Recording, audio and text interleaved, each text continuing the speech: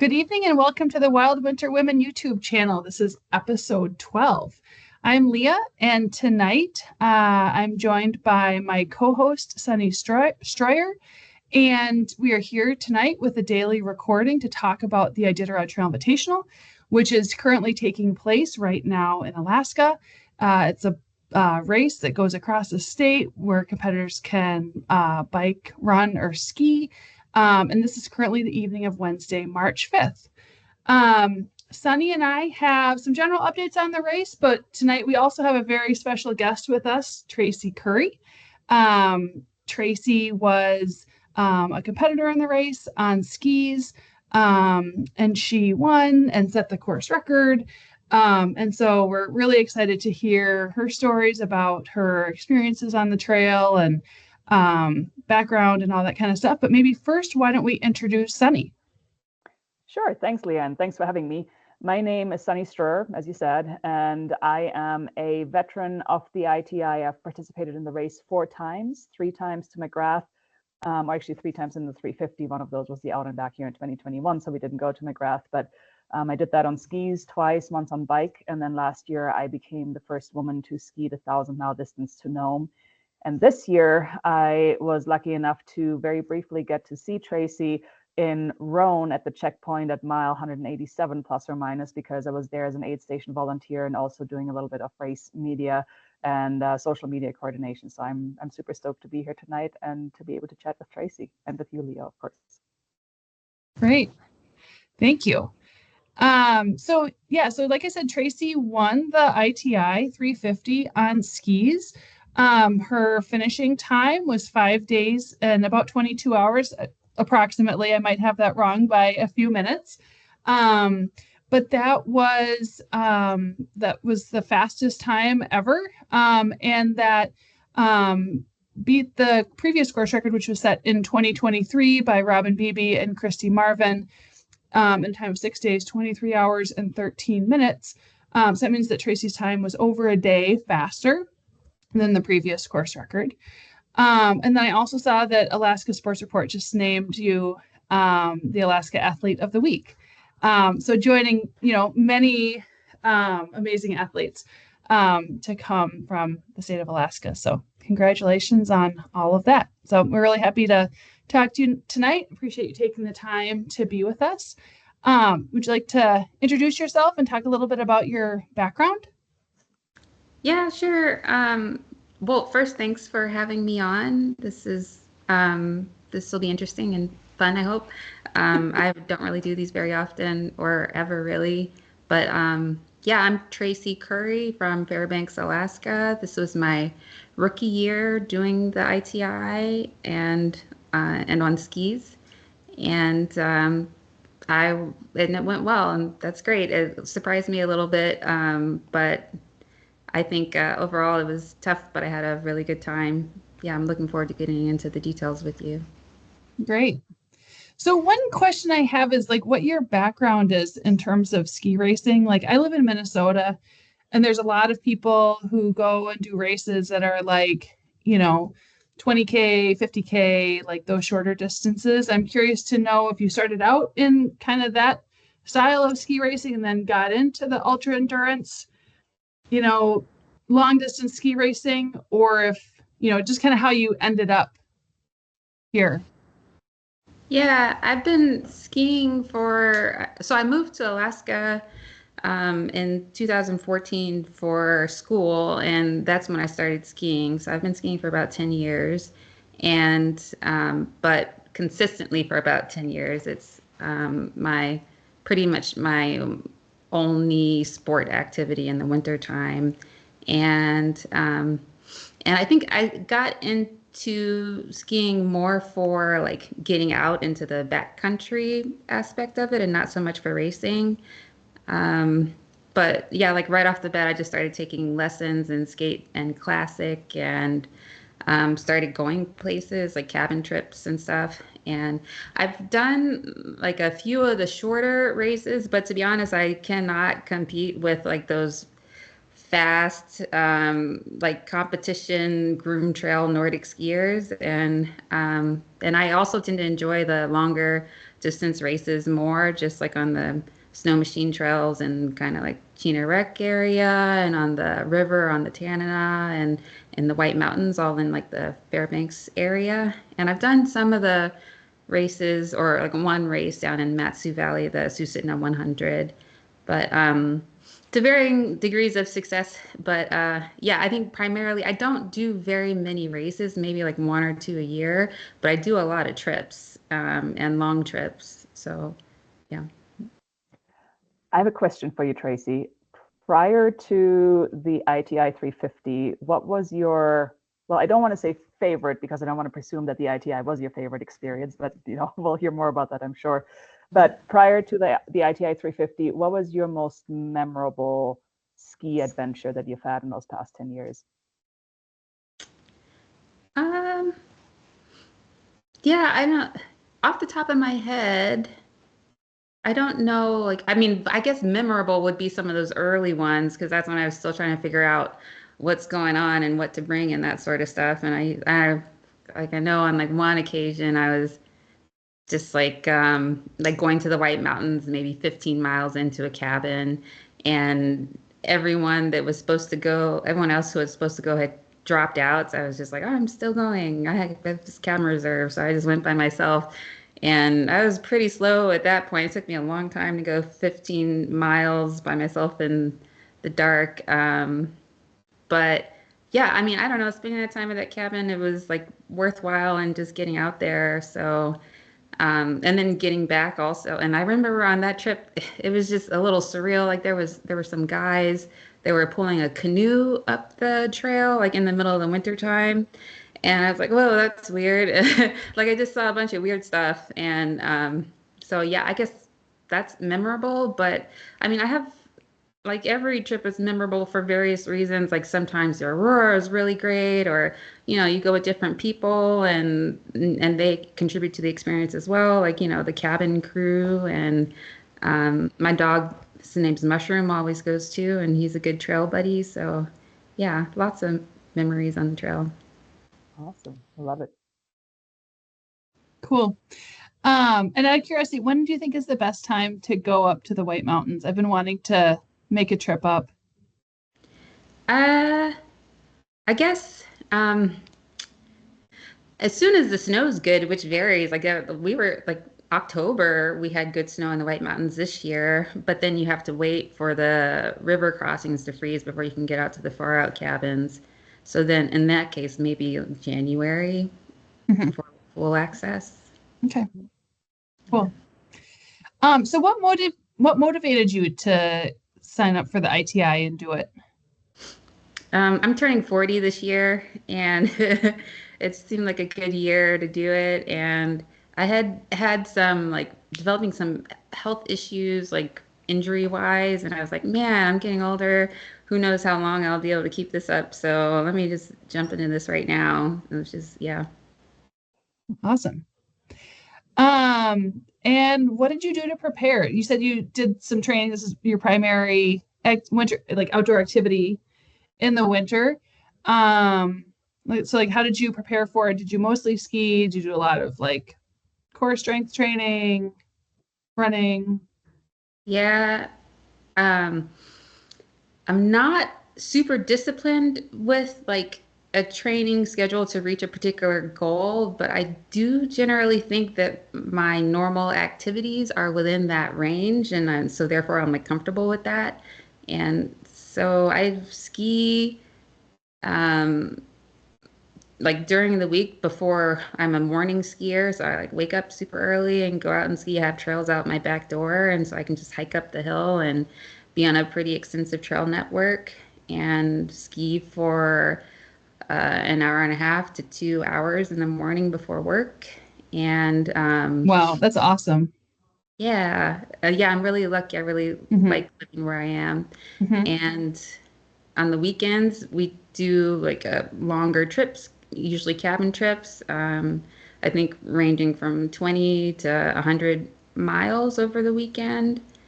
And uh, I run once a week just to keep up like my running fitness. That's my like I run in the summertime and yeah, I think Monday is a cross training day, so some weightlifting, but mostly some stretching, which is increasingly important at my age. Yeah. I have to laugh because I too am turning 40 this year, and I too have a terrible time being disciplined about training. And, for the longest time, I feel like what you're talking about, having a lifestyle that just kind of sets you up to be fit to be able to do these things, that's what I've always tried to strive for. And at times it works, at times it doesn't. But I also just want to call out that you're very humbly and understated here, sliding in a, oh yeah, casual 100-mile cabin trip on the weekend. For a lot of people, 100-mile cabin trip on a weekend would be like, that would be the achievement of the year, if not the decade, right? So kudos to you for being able to make that possible. Mm-hmm. Thanks. I mean, it's accessible here in Fairbanks. Like, there's a lot of options to put a trip like that together. So I think that's part of the reason why I like living here. Mm-hmm. Awesome. So how did the race go? It went better than I expected for sure, especially with all the reports on the snow conditions. Like, I was really expecting a slog, and my friend, I trained with Nick Jansen a lot, who was a Mm-hmm. second place male, Mm-hmm. and Jonathan Christ as well, and Jonathan Christ, and and we were all like discussing what kind of skis are going to work and how this is going to turn out. And it's really easy to just get in your head, and especially with all of the conjecture on the Facebook page about rivers being open and this and that. So we kind of were expecting the worst, and we were pleasantly surprised that conditions were not like that. Mm-hmm. Yeah, I feel like when I look at the like ITI Racers Facebook page, like you kind of have to like see who posted it, because some people are just like they're just such instigators and Uh-huh. love to just get people like wound up and concerned. Um, so like I guess like what were the kind of highlights or your favorite parts? Um, let's see. I think, well, so like kind of going back to your earlier question about how the race went, I Yeah. think like starting out those first few miles I started en route to Big Lake for towards the first checkpoint, and mostly hiked that, and it was icy and ruddy and muddy, and there was dog crap all over the trail, right? Hmm. And so that was kind of what I was expecting. But then once we got to Big Lake and it was just clear, open ice, I was like, okay, like we can deal with this, is because it's just fast. And I had brought touring skis with metal edges, just for the ice to track a little straighter. Originally, I was planning to bring just like my track skis that I would usually take into the White Mountains, and classic skis, waxable. But and I'm glad I didn't, because they would have been totally destroyed. Like the skis I brought were a little bit more durable, but I didn't start with any kick wax on, which was good because just like double poling across the Big Lake was super fast. And like I started off behind everyone just hiking. I didn't have my ice cleats on, but once I got to Big Lake, I passed a bunch of people and then started feeling good about the race, which is great. I think as far as like the lows of it, I got turned around in a few instances. Like I got turned around leaving the Butterfly Lake checkpoint. For some reason, I thought we were supposed to go out the way that we came in, but luckily some folks stopped me on my way out, and they were like, "Hey, are you leaving the race?" I was like, "No," and they said, "You're going the wrong way." And maybe I lost about an hour doing that. And then there was another section where I followed some people and shouldn't have, because they also went the wrong way. And so, kind of learning to like trust your GPS, don't always trust like people's tracks. Mm-hmm. I think the lowest point for me in the race was leaving Roan, actually, because let's see, I was trying to get out of there quick to get the last of the light. The light was like leaving rapidly, and um, wanted to be able to find the trail, and followed some snow machine tracks, although there were multiple. So I guess I followed the wrong ones and ended up like overshooting the trail by quite a lot. And by that time it was dark, and you can hear the open water around you, not being able to see where it is. I kind of just opted to like go over land and try to intersect the trail that way, which I think in hindsight was a mistake. I should have backtracked. But I mean, regardless, I chose to like bushwhack back up to the trail with like in bushwhacking with like skis and poles, and it's just it really put me in a bad mood. um, but I mean, that being said, I got back onto the trail eventually and had a lot of negative energy to like funnel towards just hiking. Because at that point, there was no snow, and this was like the beginning of the hiking section. So I was just like, all right, I'm just gonna hike a long time till I, get some of this energy out. So maybe I funneled that in a positive direction. Well, and have you been? Go ahead. I was going to say, if it makes you feel any better, Tracie, there were a lot of people this year who got turned around and kind of had trouble picking up the trail coming out of Rome, because you're right, there were multiple snow machine tracks, and the Iron Dog, I guess, had stayed on the river, and there was a snow machine trail going the opposite direction actually, and the actual crossing wasn't marked because the Iditarod didn't come through there this year, right? The trail breakers, or they did, but they didn't groom the trail to that extent. So yeah, you weren't the only one, and good on you for channeling that energy into power hiking through a long and dry section. Yeah, thanks. And so, like, cause that kind of Roan kind of is like the start of, you're in the rain shadow. It's the start of like the part with little to no snow. So much of that part up to Nikolai is snow free. So how much would you say, like, how did that go? How much do you think you walked? Yeah, I walked a lot. I can't tell you how many what was it? I think it was like, is it 70 miles between Roan and Nikolai? And I think I probably walked a good 80% of that. There wasn't really any good skiing until the last 5 miles, just because even when there was never snow, but when there was ice, there was like a lot of gravel or like tussocks or grasses sticking up. So that like go like catch your skis and like throw you forward, which on ice is a little unnerving. But yeah, so I hiked the majority of that. And I mean, I should also mention that while bushwhacking, I misplaced my cleats. So there were some pretty steep, icy sections on the trail, like getting towards Nikolai, like steep up and down, that without cleats was pretty difficult to navigate. um, and so that definitely slowed me down. But How did you do it? Did you end up on your butt for any of those? Like going yeah, down, or yeah, a lot.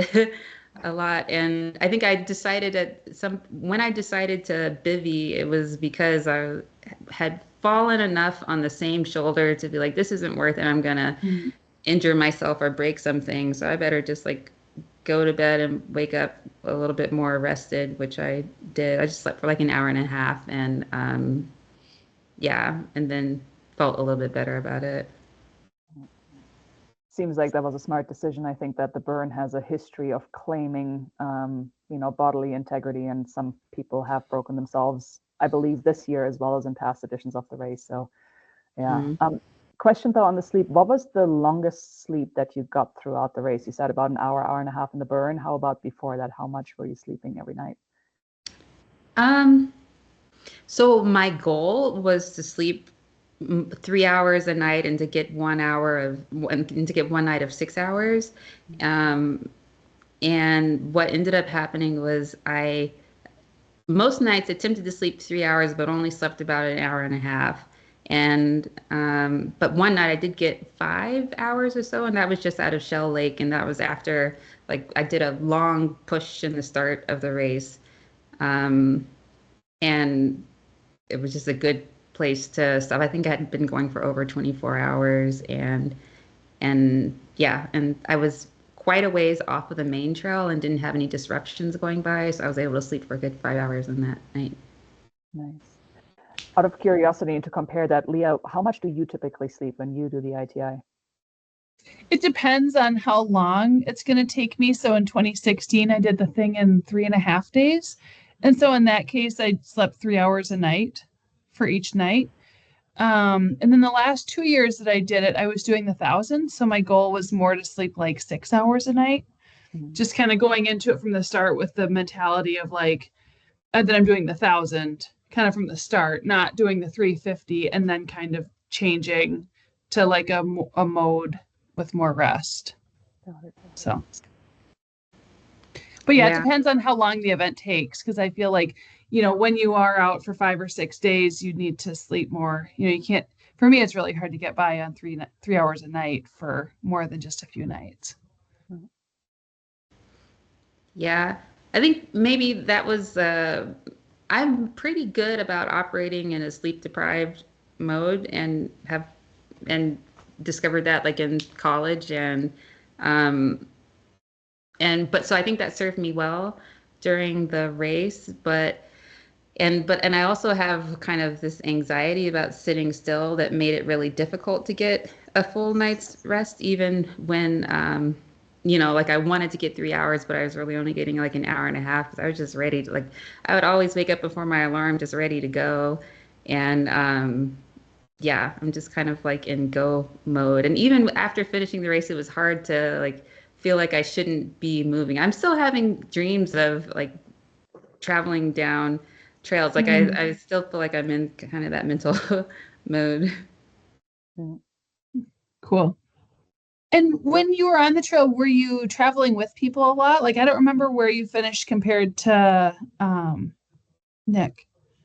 Yeah, Or the not at skiers. all. Not at all, really. Nick was ahead of me the whole time. I really only intersected with him in Puntilla, and otherwise, I think you kind of fall into a cohort of people. Like I saw the same folks at various points throughout the day. Like I'd get started early, and then the same bikers would pass me later on, and then like I'd pass Gavin, like he would be already going, but then I'd pass him eventually before the next checkpoint or something like that. So I would see all the same folks, but I was traveling by myself for the most part, which is how I prefer it. Just because if like I like to be able to go my own pace and like maintain a comfortable body temperature, and like not wanting to be like having to keep up with folks that are faster than me or slow down for folks that are slower than me.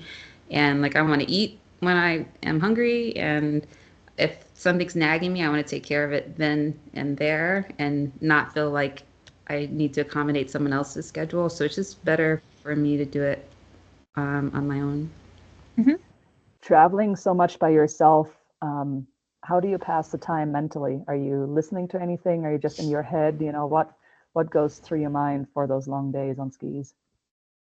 Um, I think so during the day it's pretty easy because I'm like pretty taken with the landscape and always like observing what's around me. And I think at nighttime I start to get a little bit more creative. I make like I make trail haikus usually about like various things. And don't ask me about any right now because I won't remember, which is a shame. I should probably like record them or something because I make a lot of haikus throughout the course of this race, especially, and like about reflectors or in the distance, or about like the wind or sounds and ice and things like that. Um, and if I'm really desperate, I'll like try and explain something really difficult, or like I think I was trying to explain the rules of a card game out loud to like no one.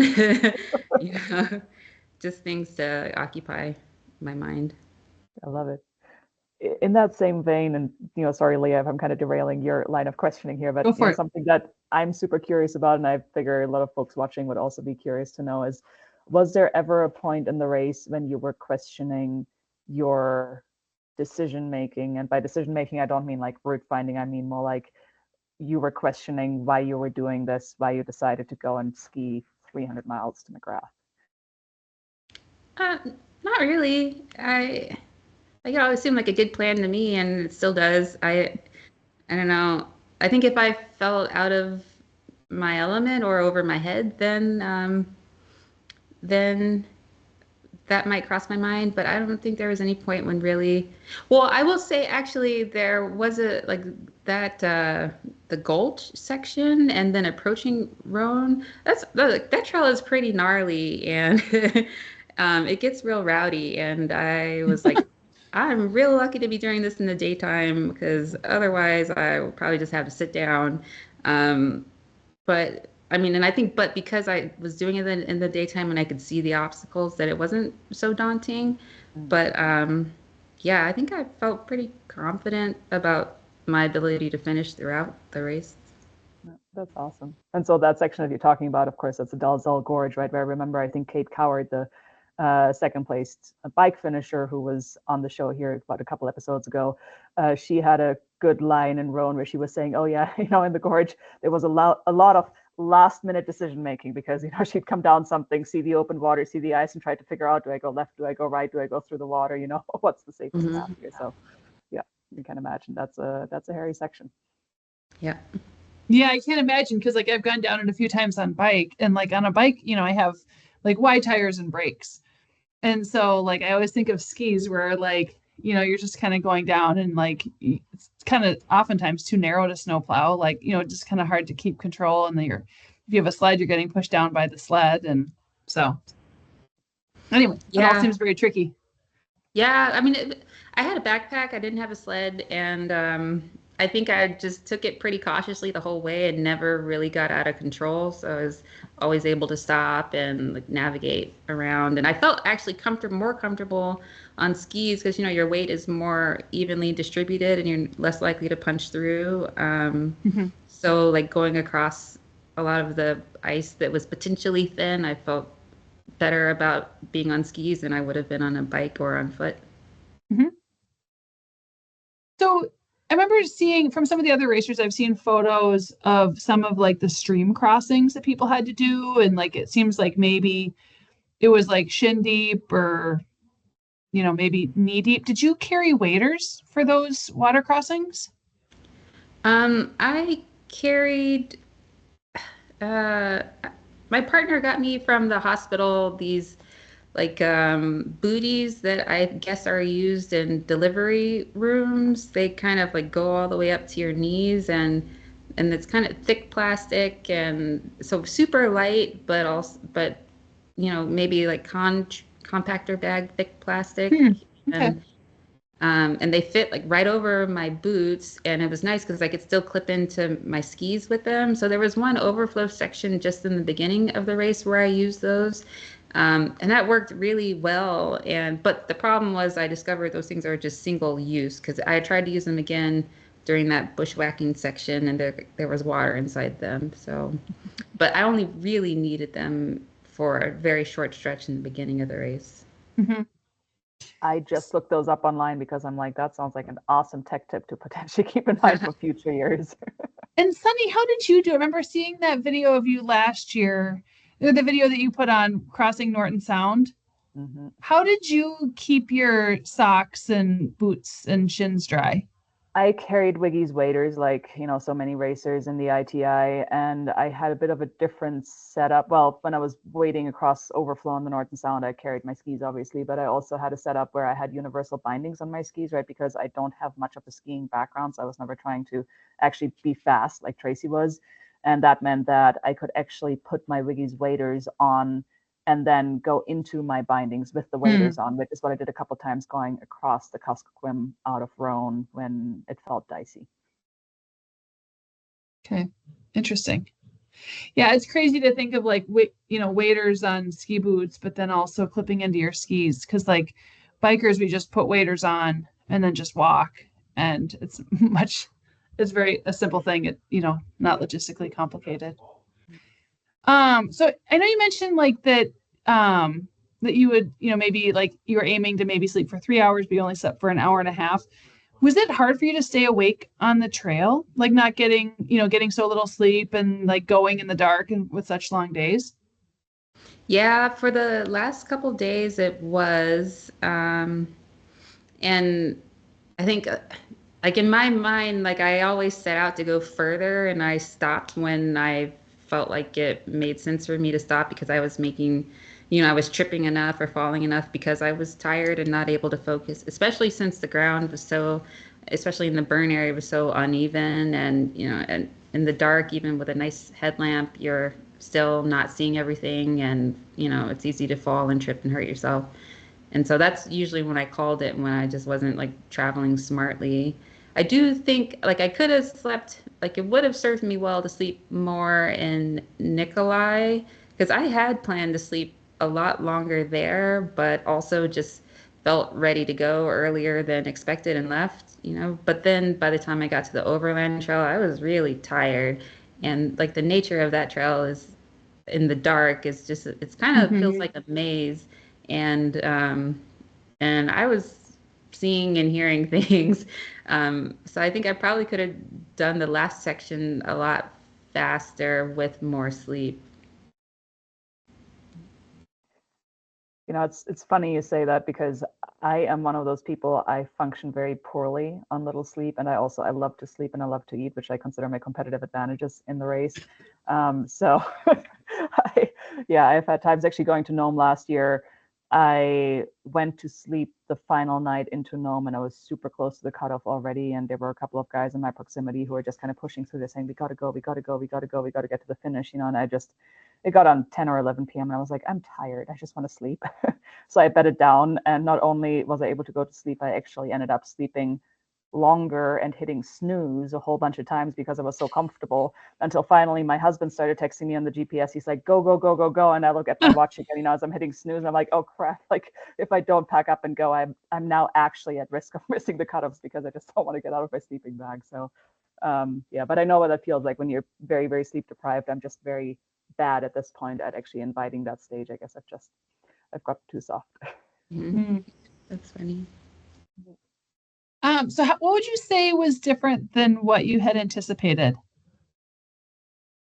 Um, I think going through the rainy pass, I was expecting that to be a blizzard, but it was just like a sunny day, and that was maybe my Mm-hmm. favorite day going up through there, through the mountains, and like I had my sunglasses on and my sleeves rolled up and just was kind of cruising through the whole way through that. So that was a really nice surprise. Yeah, when I saw the pictures of how nice that looked, I was so jealous. Like, not only was it like fast trail, like, for the first part, but then having like great weather going up and over the pass, I was like, oh my gosh, this would be so fun. Such a great Yeah, year. yeah, for sure. And I think I was also surprised that like I knew there wasn't going to be any snow, but I was surprised at how extensive the ice was and how like trail like it was. Like I think that's how I gained a lot of speed just double poling across ice, Hmm. which was pretty fast. And and so I think like even though there wasn't snow on the sections where I could ski really fast. And I think that made up for all the walking that had to be done.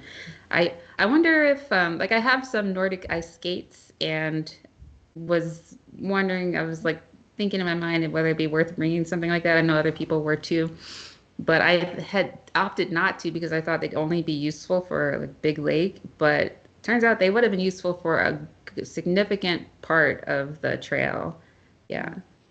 And I actually checked with Kyle, the race director, about that before the race because it seemed like such an obvious, potential hack early on the Yentna and whatnot. And he was pretty much saying, if you decide to carry him, as long as you carry him to the finish, it's fair game for ski or foot or bike, whatever you want to do. Hmm. Wow. Cool. Would you say you had any like big lessons learned or even just lessons learned if you were to do it again? I guess, would you Um, change things? yeah, I think well I think there's some improvements to my whole system that could be made, like setting up my bivy and taking it down took a lot longer every night than it should have. And I think that partially had to do with the size of my backpack. Like I just had a 40 liter 40 or 45 liter hyperlight backpack and was really like stuffing to get stuff in. I had to take everything out to get my sleeping bag out. And there was like only one way where everything could fit, and I had to do it exactly like that. So I think I definitely need to figure out how to do that quicker because I wasted a lot of time just in transition there. And oh, I was surprised how hungry I was on the last day, and I remember going through Finger Lake and dropping some of my food because I didn't think I'd need it, but then being totally out after Nikolai and wishing that I had not dropped it. So I think managing my calories better will be important for the next time. Mm-hmm. I think it's easy to get sucked into that with Nikolai because until you get to Puntilla and you cross the range, really there's so much food available from all sorts of different sources, and you're tempted to just drop, and then in Roan you have your drop bag again, and then you have those 70 miles through the burn, and you get to Nikolai, and for me anyway as a rookie, my expectation was just kind of like, well, Nikolai is going to be like a lot of the other places. If I need more food, there's going to be more food, but then there's not, and you have another 50 miles to get to McGrath. So yeah. Question related to your backpack. Do you know how much weight you were carrying? I do because they weighed it to get on the airplane going out. So I think I had my backpack was 20 pounds without food, and so I think maybe with food 25 or 27 pounds, and water would add a little bit more too. But I was pretty light. That's incredible. Were you carrying a stove or no? Yeah. But a pretty light stove. I really like that stove system too. I kind of figured it out just for the ITI. It's the Caldera Cone Trail Designs makes it, and it uses solid fuel tablets, SBIT solid fuel, so it's solid at even really cold temperatures. But it's more of like an emergency stove, and for like you're not going to cook a meal on it, but you can boil water with it. Cool. Did you have to boil water with it? Was it working? Yeah. What's the name of the stove, or can you spell it? Caldera, Caldera. Oh, okay. CONE. Cool. Looking at it right now. That's amazing. Because I think, the times that I've skied, I skied with a backpack the first year I did it, and I was close to 40 pounds with food and water. I was trying really hard to keep it under 40. So, being able to be like 20 plus, that's amazing. Yeah. That's great. Were there any other cool gear things that you were excited about? I had some fur mitts that I'm in love with. My hands get really cold, and I have a various assortment of gloves and mitts that I wear at various times throughout the race. But I was able to just use these fur mitts for the majority of it, and they're wind resistant and water resistant and just warm, and I can layer on top of them or layer inside of them. It's just very versatile. Do you know what the brand is? Cole Harmon. She's a fur sewer in Goldstream Valley. Amazing. Wow. Yeah, and she does excellent work. Super cool. Yeah, I love it how so many of the pieces of gear that I have are from people based in Fairbanks. Boot covers from Dogwood Designs, and I can't think of off the top of my head the other things, but I just know that there's a lot of good gear pieces that come out. It turns out people in Fairbanks, really know what they're doing and are do a good job of innovation for this kind of niche sport stuff. Yeah, Really I think cool. they're definitely making things for the very small niche that Fairbanks encompasses. Yeah. Yep, that's awesome. You were talking about food a minute ago and kind of getting a little bit low, after Nikolai. What were your favorite foods that worked for you? Well, I mean, I have dietary restrictions. Not that I'm vegetarian, pescatarian, gluten-free, and I definitely went lax on the gluten-free out of necessity for the race, but I kind of was relying on bringing my own food and not expecting to be able to eat things at the checkpoints. So I had been experimenting with dinners and had a pretty solid dinner that I enjoyed every night. Like I never got tired of it, which is just like rice noodles with powdered mashed potatoes, powdered cheddar, dried vegetables, and a bouillon cube. Um, and like it kind of gets super like thick, and you get a lot of uh, water from that and a lot of sodium, and that was pretty good. And then in the mornings, my friend Ty had recommended, she does mountaineering, and because like you want to go quick and not have to cook anything in the morning, but you can get really tired of bars fast. And Mm. so I just did like an overnight oats thing and had like pre-packaged Ziplocs of oats and powdered butter and brown sugar and freeze-dried bananas, and just like put that into a little Nalgene and added water, and then I had oats in the morning and ate that real quick, and so it's good calories and tasty to go. I'm a real fan of like do it yourself meals, because those ones that you buy like Mountain House and stuff, they're pretty expensive, Mm-hmm. and the options are limited, especially if you have the dietary restrictions. So uh, I I pride myself in coming up with better options for myself. Mm-hmm.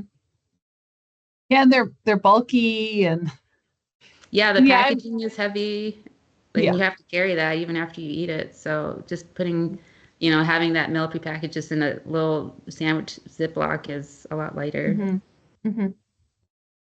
Well, yeah, I'm vegetarian, and so it can be a challenge to get like adequate protein, but I feel like adding the gluten-free thing on top of that is kind of a whole nother thing, just because so much of the food that I eat, has gluten in it.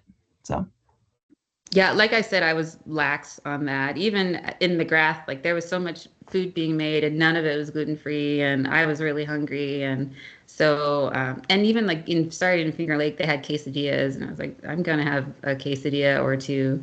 So, like for me, it's not like a life or death thing. It's more like a minor inflammation thing, and I can afford to be lax there.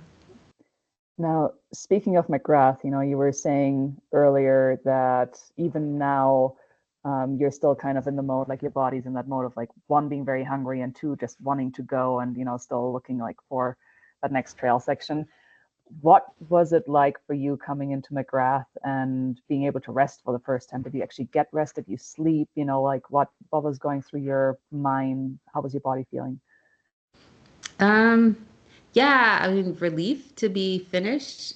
And, but then still, I was very much anxious and like feeling like I should be moving. And I remember, like, I'm big into games, card games, board games, and stuff. And I thought that there was going to be some games being organized. And I was like, hey, where's the game? Like, I wanted to be doing something. Um, but but people were just content to just like sit and be tired, which was also nice. So I just kind of had to like figure it out, and eventually I like went with the flow.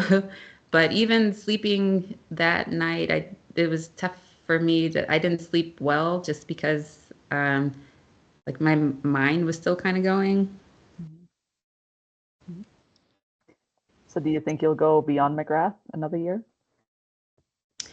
Yeah, I would love to for sure. I guess I have to do another 350 in between that though, per the rules.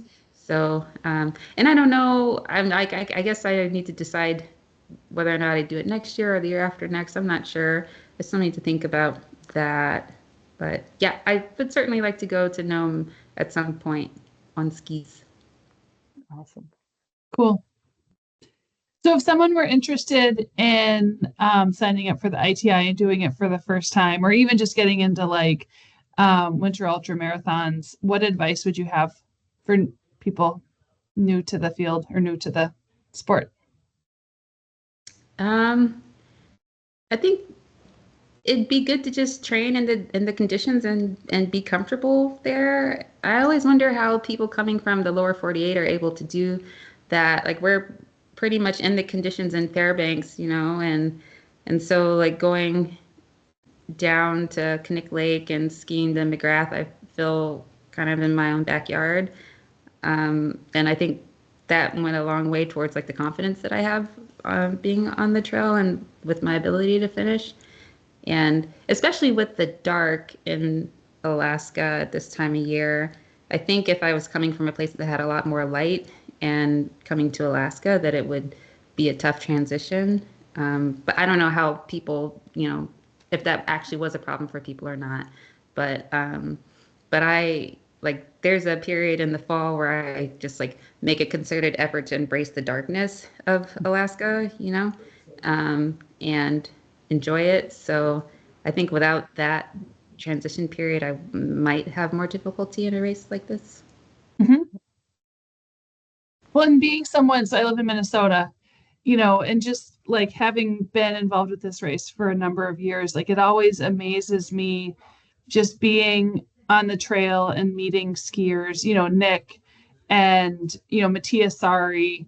Like I was near him a lot in 2023, just like seeing these skiers, like it's just different. Like the skiers are different. The mentality is different. Like my husband and I often talk about like, how do they do that? Like, what is it that they're doing differently? What's the mindset? Like, how do you tap into that? And so, and so anyway, so I'm just trying to, like you said, like how do people come from the lower 48 and us in the lower 48 are like, how do these Alaskans do it? Yeah. Are you talking skiing versus biking? No, Or just skiing long distances. Skiing oh, long distances and just having like the grace and the speed and the like not having crazy blisters, because like down here, the big like long distance races, the American Birkebeiner, which is 54K skate or 50K classic. And then now there's like a 100K like up in northern Minnesota, and it's the first year they've ever done it. And so part of the challenge with skiing like the Arrowhead 135 is to go from like a 50K up to 135 miles is a really big leap. And so so it is just challenging. It is just so different from shorter races, and there are so few people who do it and really are like good at it and have it figured out. But I don't know. I feel like in Alaska, there's a whole culture, there's a whole support network, and people to go out on the weekends to the White Mountains with. yeah, I think, yeah, for sure. But I think on the other hand, as a skier, I look at the bikers and I'm like, man, that looks rough. They're pushing their bike through, all the mushy snow um, and then I look at the foot racers and that doesn't look fun either. So, I mean, I guess just from my vantage point, skiing looks like the optimal um, Mm-hmm. option. Great. Anything else you'd like to share? Um,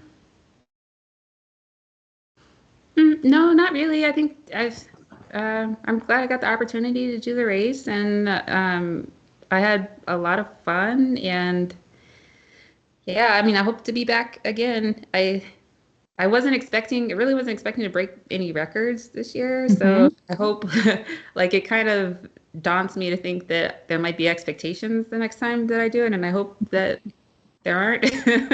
Mm-hmm. Because there's a lot of really good skiers in Alaska, and I certainly like Robin Beebe and Christy Marvin, like they would like take me any day on in a ski race. Um, so I don't know, maybe it was just like the ability to travel sleep deprived, or maybe the ice really made the big difference, or I don't know what the deciding factor was there, but Mm-hmm. yeah. I mean, somehow all these variables work together to get me that significant a win. So Mm-hmm. I'm just glad it worked out that way. Yeah, great. Well, great job. It's been really fun to, watch your dot travel the course and see the social media posts and, cheer you from Minnesota as a lot of other people have been. So great Yeah. job. Thank you. Thanks for You having bet. me. Yeah. Yeah. Thanks for coming on. Thank you, Tracie. And well, you said you're not sure about expectations and future records to break, but the gnome record is very soft. It's 2 hours short of the cutoff, so you should definitely go after that one. Thanks. Uh, okay, great. So there are some other things that Sunny and I would like to kind of cover from, other, other people's experiences or kind of their situations in the race. Up in the race, the last finisher finished today. So now the 350 is officially over. The time cutoff for the 350 is 10 days. And so that was at 2 o'clock this afternoon, was 10 days exactly. Um, so there was someone still on the course, Jim Wilson, who scratched because he would not be able to make the cutoff. There were a couple of finishers that came in the last day, just after midnight this morning. Melanie Vriesman and Stacy Fisk crossed the finish line. They are the foot champions, the women's foot champions in the 350. They're both from Fairbanks. They seem to be having fun and sharing laughs together at Nikolai. And then after a layover, they made the final push together, taking the overland route and ending their journey in 9 days and 11 and a half hours. And then Sarah Herkett was the Red Lantern finisher today, arriving in McGrath at 9:20 a.m. And if anyone watching this was following the race, she's the one who was pushing her sled instead of pulling it. And Sunny or Tracie, do you have any comments on any of those racers? I know that you've raced alongside Sarah for many years, and you would have seen all three of them coming through the Roan checkpoint when you were there. Absolutely. Yeah, it was wonderful to get to see all of them in Roan. And, as you said, I've raced with Sarah quite a bit. We had our rookie year together in 2021 and traveled about 200 miles together in that race. And actually during that year found out just how difficult it can be racing with another person. As you were saying, Tracie, you want to manage your own body temperature. You want to go as fast as you need to or you can, and you want to stop when you have to stop to eat or to take care of things and whatnot. And Sarah and I were both rookies. We had no plan to team up, but decided to do so in the race because we're traveling at a similar pace and really enjoyed each other's company, and found out just how difficult that is. So yeah, it was great to see her as well as Stacy and Melanie. And going specifically towards the commentary on Sarah's sled and her gear. So yeah, she does have a push sled, a kick sled, which is partially inspired, I think, by her being a mom and having spent years pushing a stroller. But she also has the ability to pull that sled. So I know that going through the burn, her plan was that one, she actually shifted a good amount of weight to her running vest and kind of a smaller size backpack. I think she had a 30-liter or so running vest, and then she was pulling the rest of the sled. Cool. Yeah, I don't really have anything to add to that. I'm glad everyone finished and in good spirits and health. Yeah, great. And then, unfortunately, there were two longtime ITI veterans, Donald Kane and Klaus Schweinberger, who scratched from the race when they were in Nikolai. So they got to Nikolai under their own power. And this was Donald Kane's 20th anniversary competing in the ITI. I've never met them, but I've heard that they're just a hoot. They're amazing. I've also spent quite a bit of time in their proximity because I'm a slow racer, and so I'm typically in the back of the pack. And yeah, both of them are amazing characters, and they traveled together as a pair. And the last couple of years ended up being too slow or having too bad of a weather situation to make it across the Alaska range. So it was really nice to see them in Roan, and we were pretty confident that they were going to be able to make it into McGrath just fine and then continue on to Nome. But I think the burn and the difficult conditions in there kind of changed that, unfortunately. Mm-hmm. Yep. And then in the 1,000-mile race, there are currently, I believe, 25 racers. Bikers, people on foot, and one skier. And Pete Delamere is in the lead. He's currently on the Caltech Portage, so heading over to the coast. Last I looked, he was close to the Old Woman Cabin. So he's in the lead. And then I believe there's still one racer who's in McGrath who has not, last I looked, had not left yet. So that's kind of the spread of racers in the 1,000-mile race. Of course, the Iditarod Dog Sled Race has started. That started on Monday in Fairbanks. Those tag teams and mushers are, last I looked, about 100 and I think it was about 180 miles into the race. No, 280. And Ruby is at mile 319. So they were just, when I looked, like 30 miles to go. So they should get to Ruby tonight. So that'll be fun for the racers to see the dog teams and the mushers on the Yukon River. I guess the question is it fun or is it also a little bit terrifying? I know, Leah, you've had encounters with a lot of the dogs, right? How often have you had to like dive out of the way and kind of drop your bike into the deep snow to try and get away from the dogs and not get run over? Yeah, I always pull over to the side, and on the Yukon River where it's like a wider trail, it's easier to get off, but it's but there have been other times where the trail is super narrow where you kind of get off as far as you can. But you hear them coming up behind you as long as you don't have the music on too loud. And so it's always fun to hear like the clanking of the collars or the lines on the collars to hear the dog teams come up behind you. So I love it. I love seeing the dogs. I'm a dog person, so I can't get enough. Yeah, I can attest to that. There's a new race that started in interior Alaska called the T-Dog that just started last year. And I guess it's primarily a mushing race, but they also have a bike and ski category where they allow like human-powered participants. And racing with dogs is a lot of fun, and it's not like they're going lightning fast. You can always kind of hear them, or the musher will make a noise, and you have plenty of time to get out the way.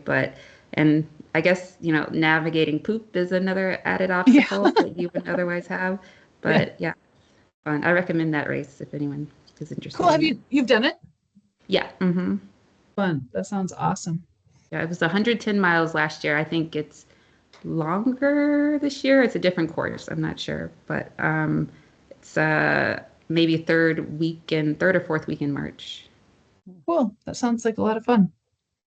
It is kind of amazing to me just how fast the dogs travel. And we had a comment on the ITI page, I think earlier today or yesterday, where, somebody was saying like, oh yeah, and even though the dogs start a week after the ITI athletes, they'll still catch all of them. And I was like, well, I mean, compare the number of legs, right? So you have 2 human legs versus like, wait, how many dogs are in a team now? Is it 12 or 14 or 16 to start?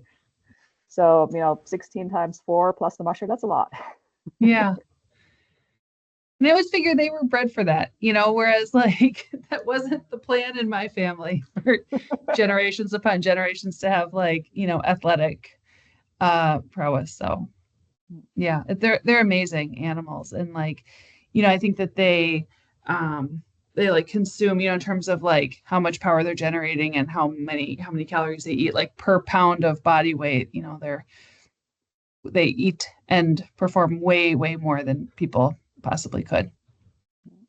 So now, I guess one question that I would have, and Leah, you may have touched upon this in previous episodes, but since I just got back from Rome, I haven't had a chance to catch up on all of them. But since we have Tracie here tonight, having broken the women's ski record by more than a day, what do you think, Leah, looking at Peter and the front runners on the way to Nome on bikes? I mean, we're now 10 days in. Peter is at about 670 plus miles. That's another 280 miles to go because it's not actually 1,000 miles. It's only 950. Current record is what, 16 days? On bike? I believe so, yeah. No, it's 10 and change. No way, really? Yeah. All the way to Nome? Oh, wow. Okay, I'm completely outdated then, so never mind. Yeah, that's Jeff Oatley was 10 days something. So what I'm wondering is if the lead dog team is like, who's going to be to Nome first, Peter or the dogs? Because it's the longest dog sled race that there's ever been. It's like over 1,100 miles. So I don't know. I think that the lead dog teams will catch most of the 1,000-mile racers, but whether they'll get all the way up to the front of the bikers, I think it kind of depends on conditions. But really interesting to see. Part of the length of the dog race has to do with the fact that they're doing a little out and back portion going down south on the Yukon ride rather than going straight across the Caltech Portage Trail where Peter and josh and everybody are right now. And the other fun thing to think about is that the mushers will encounter the ITI racers twice, because they're going to see them once on the Yukon and they're going to go down to their lollipop, and then they'll see them again on the Caltech Portage and the coast. So So if I were, think of like the racers, like, oh, that's not fair. They get to see the dogs twice. That's so cool. I mean, some of them will only see the dogs once, but that's wild. Yeah. So I guess let me rephrase the question though one more time on the record. I see that now that, it's 10 days for the men, 17 days for the women. Jill, what do we think there? Who do we have in the race, on the women's side? The women's race is Julie Perla Garcia and Janice Tower. Maybe. I mean, they're currently at about 5. They're at Ruby now, I think, right? I think they're at Ruby right now. I don't think they're. Anyway, I think they're at Ruby tonight. No, they were Ruby last night. They're at Galena tonight. So they're about mile 550. And they are 10 days in. So if they had great conditions for the rest of the time, that'd be pretty cool. Well, yeah, because Jill Homer set that course record in 2016 on the North Route. Yep. So, yeah. Great. Well, we'll have to wait and see how it all plays out. So it's been kind of an exceptionally warm year overall. So we'll see if that changes. I don't know. Like maybe this weekend it'll get a little bit colder for a couple days, but then we'll see. Good. Anything else from either of you? Were you going to say something, Sunny? Actually, I was just going to ask Tracie what the temperatures are like right now up in Fairbanks, because you're back in Fairbanks, right? Yeah, unseasonably warm. They're above freezing during the day and a little bit colder at nighttime. So it's just a weird year. Great. Well, thank you so much to you both for joining tonight, and thanks to people watching for joining. There's a lot of other information out there if you're interested in finding out more about the race.